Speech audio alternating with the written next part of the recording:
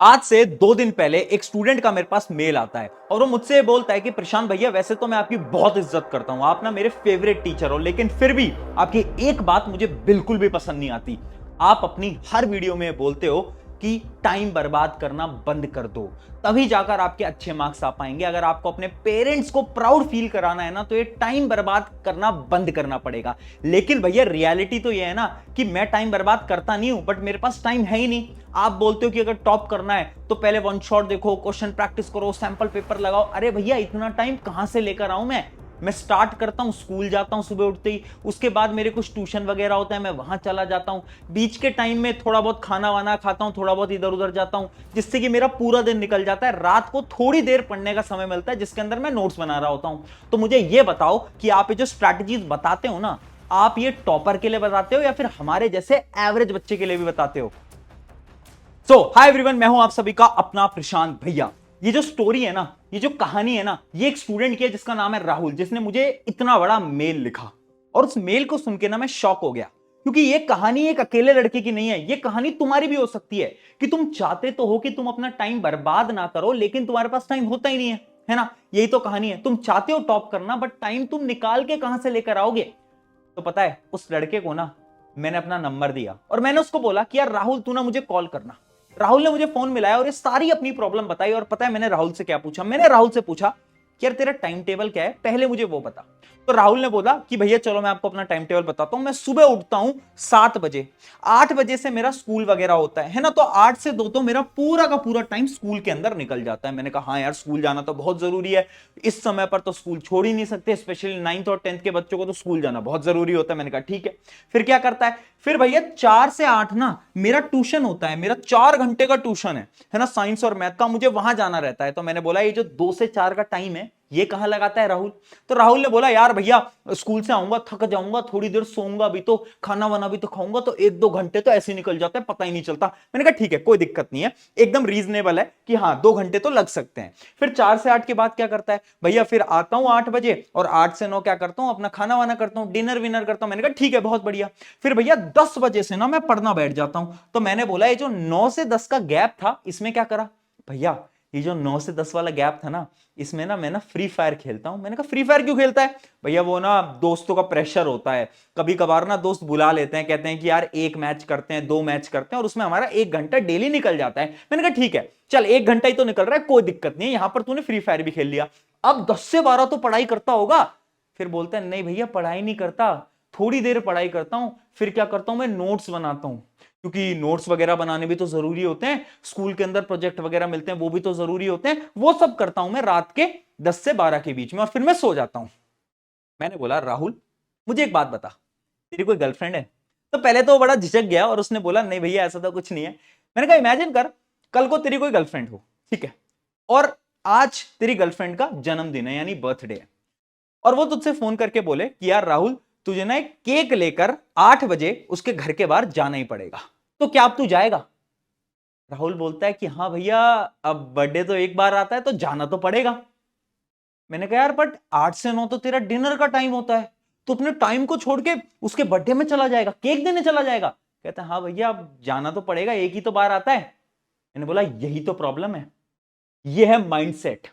जब हमारे पास कोई इंपॉर्टेंट चीज आई ना, तो हमने कैसे टाइम निकाल लिया।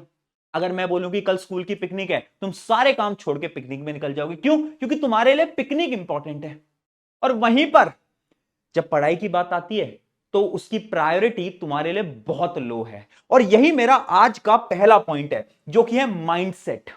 यार देखो, मुझे पता है हर एक इंसान के पास 24 घंटे हैं, बट जीतता वो है जिसका माइंडसेट स्ट्रांग होता है। माइंडसेट से एक एग्जांपल से मैं आपको समझाता हूं। आपको जो टाइम है ना, इसको पैसे की तरह समझना पड़ेगा। अगर मान लो तुम्हारे पास 500 रुपए हैं, तो उस 500 रुपए को तुम किस पे खर्च करोगे? खुद पे करोगे या फिर बांटते फिरोगे? हैं कि कोई मिला 100 रुपए तू रख ले, 200 रुपए तू रख ले, 100 रुपए तू रख ले, क्या करोगे? अरे भैया खुद पे खर्च करेंगे, 500 रुपए हैं हमारे पास बस। तो टाइम भी तो पैसा है, और टाइम तो पैसे से भी इंपॉर्टेंट है। तो 24 घंटे तुम्हें खुद पे खर्च करने हैं या फिर दुनिया पे खर्च करने हैं? वहां पर तो तुम दुनिया पे खर्च करते रहते हो। दोस्त ने फोन मिलाया, फटाफट से उठा लिया, 1 घंटे बाद चल रही है, इंस्टाग्राम पे रील चल रही है। यही तो कर रहे हो, यही तो कर रहे हो। यही प्रॉब्लम है, माइंडसेट शिफ्ट करना पड़ेगा हमें, हमारी प्रायोरिटीज बनानी पड़ेंगी। टाइम ना मिलता नहीं है, टाइम निकालना पड़ता है। आपको यह ढूंढना पड़ेगा कि आपके स्केड्यूल में आपकी प्रायोरिटी क्या है। फॉर एग्जाम्पल, अगर आपका स्केड्यूल भी कुछ ऐसा दिखता है ना, तो जो रात के आपको ये जो 2 घंटे यहां पर दिख रहे हैं ना, ये 2 घंटे आप क्या कर रहे हो? आप नोट्स बना रहे हो। खुद से पूछो, क्या नोट्स बनाना सच में इंपॉर्टेंट है? अंदर से आवाज आएगी नहीं। क्या प्रोजेक्ट करना सच में इंपॉर्टेंट है? अंदर से आवाज आएगी नहीं। फिर भी ये 2 घंटे आखिर तुम क्यों खराब कर रहे हो? तो भैया इन 2 घंटों में क्या करेंगे? इन 2 घंटों के अंदर आपको पढ़ाई करनी है। और वही तो हमारा मेन पॉइंट है कि माइंडसेट शिफ्ट करो, प्रायोरिटी बनाओ। हर रोज जब भी तुम सोने जा रहे हो ना, अगले दिन की प्रायोरिटी लिखनी पड़ेगी कि ठीक है, पहली प्रायोरिटी मेरी क्या है? पहली प्रायोरिटी मुझे साइंस करनी है। दूसरी प्रायोरिटी क्या है? दूसरी प्रायोरिटी मुझे मैथ करनी है। ऐसे अपनी प्रायोरिटी बनाओ और उनको पहले खत्म करो। ये नहीं कि जब रात का टाइम हो रहा है तब बैठ के मैथ उठा रहे हैं। अरे नहीं यार, जैसी टाइम मिल रहा है ना वैसी मैथ उठा लो। जो तुम्हारी पहली प्रायोरिटी है तुम्हें उस पर काम करना पड़ेगा। ये बहुत इंपॉर्टेंट पॉइंट है। हम माइंडसेट समझ ही नहीं पाते, हम पूरा समय वेस्ट करते रहते हैं, है ना। तो ये पहला पॉइंट है। अब बढ़ते हैं दूसरे पॉइंट की तरफ। अब वही जो राहुल था ना, बात करते करते उसने मुझसे एक सवाल पूछा कि चलो भैया ये तो मैं समझ गया, अब मुझे ये बताओ कि आखिर में कितने घंटे पढ़ूं जिससे कि मैं अपनी 9th-10th के अंदर टॉपर बन जाऊं। तो मैंने उसको जवाब दिया, कितने घंटे पढ़ने का तो सवाल ही बेकार है। कभी तूने अपने डिस्ट्रैक्शंस नोट करें? उसने बोला नहीं भैया, डिस्ट्रैक्शंस तो नोट ही नहीं करे। अरे तुम्हारे डिस्ट्रैक्शंस मोबाइल फोन, जहां पर तुम टाइम वेस्ट करते हो, mobile phone, free fire, Instagram, जो भी तुम्हारे डिस्ट्रैक्शन है, क्या तुमने कभी लिखे? आज एक पेपर उठाना, अपने सारे डिस्ट्रैक्शंस लिख देना। और यही हमारी सेकंड स्ट्रैटेजी है जो कि तुम्हें फॉलो करनी है, जिसका नाम है डिस्ट्रैक्शन टाइम। यानी पढ़ने का टाइम नहीं बनाना, डिस्ट्रैक्शन का टाइम बनाना है। हाँ, यानी आप अपने डिस्ट्रैक्शंस लिखो और उन डिस्ट्रैक्शंस को टाइम दे दो। फॉर एग्जांपल, मैं फ्री फायर बहुत खेलता हूं, ठीक है, इमेजिन करते हैं। तो मैंने ना टाइम दे दिया फ्री फायर को हर रोज 30 मिनट। अब मैंने 30 मिनट एकदम परफेक्ट टाइम दे दिया, मैं 30 मिनट से ज्यादा नहीं खेलूंगा। यानी अपने डिस्ट्रैक्शन का टाइम बनाना है, पढ़ने का टाइम नहीं बनाना। पढ़ना तो पूरे दिन भर है, बस डिस्ट्रैक्शंस को क्लोज कर दो। अगर तुमने डिस्ट्रैक्शंस का टाइम सेट कर दिया ना, तो देखो तुम दिन भर पढ़ाई कर रहे होगे। ऐसी और डिस्ट्रैक्शंस ढूंढो। तुम्हारा अगर इंस्टाग्राम चलाने का डिस्ट्रैक्शन है तो उसका भी आधे घंटे का टाइम लगा दो, 1 घंटे का टाइम लगा दो। और भी कोई डिस्ट्रैक्शन है, किसी से बात करने का डिस्ट्रैक्शन है, आधे घंटे का टाइम लगा दो। ऐसे हर रोज हमारे डिस्ट्रैक्शंस का हमें टाइम पता होना चाहिए। अब जो बाकी का टाइम है उसमें पढ़ाई करनी है। तो ये जो तुम्हारी सोच है ना कि पढ़ने का टाइम पता चल जाए तो हम टॉपर बन जाएंगे, अरे नहीं यार, डिस्ट्रैक्शन का टाइम पता चल जाए तो तुम टॉपर बन जाओगे। अपने डिस्ट्रैक्शन को क्लोज करो, वो बहुत इंपॉर्टेंट है। यही था हमारा स्टेप नंबर 2। अब बढ़ते हैं स्टेप नंबर 3 की तरफ। अब राहुल पूछता है, भैया अब टाइम कम है तो अब मैं क्या करूं, कैसे मैं पढ़ाई करूं, ये बता। मैं कुछ चीजें लिखने जा रहा हूं, ध्यान से देखना। और ये चीज ना तुमने बहुत बार सुनी भी होगी, मैंने तुम्हें बार बार बोली भी है।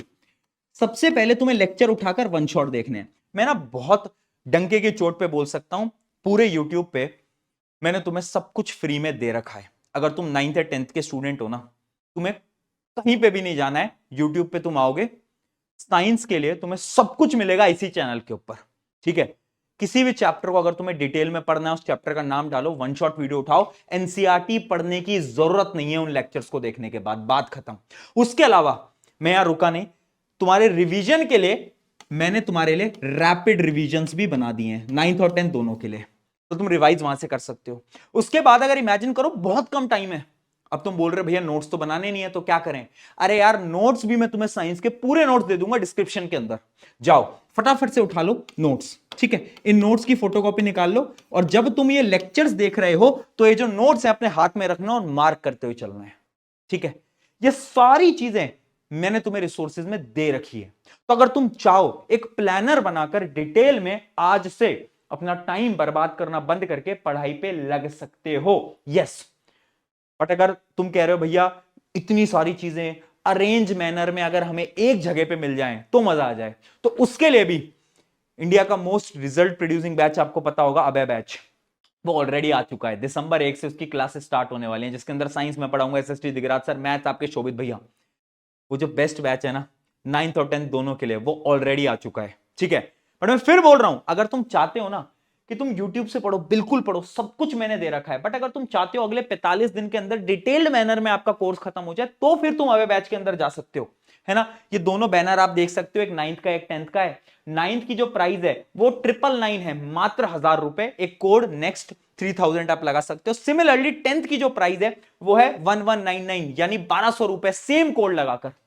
ठीक है, ये सारी चीजें तुम्हारे लिए ऑलरेडी हमने नेक्स्ट टॉपर्स ने बना रखी है, तो तुम्हें ज्यादा लोड नहीं लेनी, टेंशन नहीं लेनी, सब कुछ है हमारे पास ऑलरेडी, ठीक है। बट फिर भी अगर तुम यूट्यूब से पढ़ना चाहो पढ़ सकते हो, सब कुछ फ्री ऑफ कॉस्ट यहां पर दे रखा है, ठीक है। इतनी बात समझ आ गई, अगले स्टेप की तरफ बढ़ते हैं। अगला स्टेप क्या है? अगला स्टेप है स्टॉप कंपेयरिंग। यार देख, मैंने ना बहुत बच्चों से बात करी और मुझे जो सबसे बड़ी प्रॉब्लम लगी है ना वो है कंपैरिजन। आप पता अपना टाइम कहां वेस्ट करते हो? ये वाला बैच अच्छा है या ये वाला बैच अच्छा है, ये वाली बुक अच्छी है या ये वाली बुक अच्छी है, ये वाले टीचर अच्छे हैं ये वाले टीचर अच्छे हैं, कंपैरिजन कंपैरिजन कंपैरिजन चलता रहता है। और उसमें पता नुकसान किसका होता है? नुकसान तुम्हारा होता है। तुम अगर दो टीचर्स को कंपेयर कर रहे हो, मेरा नुकसान नहीं होगा, तुम्हारा नुकसान होगा, क्योंकि तुम अपना टाइम वेस्ट कर रहे हो वहां पर। तो ये जो कंपैरिजन वाली चीज है ना, इसको बंद करो। One book, one teacher, one notes, बात खत्म, बात खत्म। जहां से तुम्हें समझ आ रहा है वहां से पढ़ो, मुझसे समझ आ रहा है, मुझसे किसी और से आ रहा है उससे, बट ये कंपैरिजन बंद करो, इससे तुम्हारा टाइम खराब हो रहा है। जब ये तुम कंपैरिजन करना बंद करोगे, तुम्हें ऑटोमेटिकली दिखेगा कि तुम्हारा कितना सारा समय बच गया जो कि तुम डेली वेस्ट किया करते थे दोस्तों से बातचीत करने में। और फिर आती है फाइनल टिप, रिग्रेट। यार देख, जब तेरे एग्जाम हो जाएंगे ना तो तेरे पास दो ऑप्शन होंगे। या तो तुम रिग्रेट कर रहे होगे कि यार काश मैं अच्छे से पढ़ लेता तो मेरे मार्क्स अच्छे आ जाते, काश मैं अच्छे से पढ़ लेती तो मेरे मार्क्स बहुत अच्छे आ जाते। या फिर दूसरा मूवमेंट ये हो सकता है कि तुमने अपना 101% दिया और तुम कॉन्फिडेंट हो कि मैंने अपना बेस्ट लगा दिया है, अब रिजल्ट जो आए डिपेंड तुझ पे कर रहा है। आज ये डिसाइड करेगा कि कल तुम्हें रिग्रेट होगा या नहीं होगा। याद रखना, ये टाइम अभी तुम्हारे हाथ में है, इसमें अपना बेस्ट लगा दो। मैं ये नहीं बोल रहा कि हर कोई 95 ले आएगा, 100 ले आएगा। अरे जो अपना बेस्ट लगाएगा ना वो खुश रहेगा, और अल्टीमेटली खुश रहना ही तो इंपॉर्टेंट है ना। तो ये जो रिग्रेट वाली प्रॉब्लम है, इससे बचने के लिए अभी से स्टार्ट करो, आज से स्टार्ट करो। अगर तुमने आज से स्टार्ट कर दिया, ये गेम खत्म हो जाएगा, मजा आ जाएगा और ये रिग्रेट वाली प्रॉब्लम खत्म हो जाएगी। जाओ पढ़ाई करो, अब टाइम वेस्ट करना अपना बंद कर दो। इन सारी टिप्स को यहां पर दिमाग के अंदर स्टोर कर लो और जाओ अब जाके पढ़ाई करो। शुक्रिया एवरीवन, मिलते हैं नेक्स्ट वीडियो के अंदर।